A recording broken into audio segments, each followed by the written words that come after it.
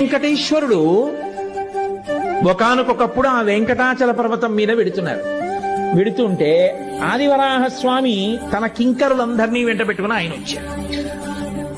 ఆయనకి ఈయన ఎదురుపడితే ఎదురొస్తే వెంకటేశ్వర స్వామి వారు పక్కకి తప్పుకున్నారు.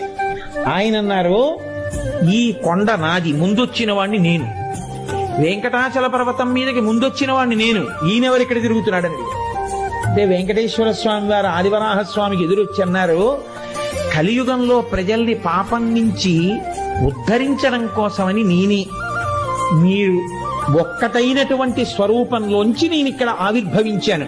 కాబట్టి కలియుగం అయిపోయేంత వరకు నేనిక్కడుండి భక్తులను ఉద్ధరించాలి.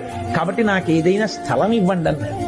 అంటే ఆదివరాహమూర్తి ఏమన్నారో తెలుసా అండి, ఇది కలియుగం అయ్యా, అలా ఇవ్వండి అంటే ఇచ్చేయడం కుదరదు. స్థలం మౌల్యేన గృహ్యతాం, డబ్బిచ్చి కొనుక్కోండి అన్నారు.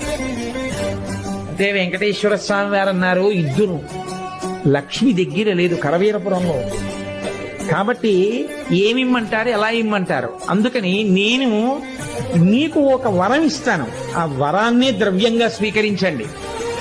కలియుగంలో వెంకటేశ్వర స్వామి వారిని అందరూ నమ్ముకుని ఏడుకొండలవాడ వెంకటరమణ గోవిందా గోవిందా అంటూ నా చుట్టూ తిరిగినా మొట్టమొదట ఎవడు వస్తూనే నా దగ్గరికి దర్శనానికి వస్తాడో వాడు దర్శనం చేసుకున్నా చేసుకోని వాడిగానే లెక్కలో తీసుకుంటాడు.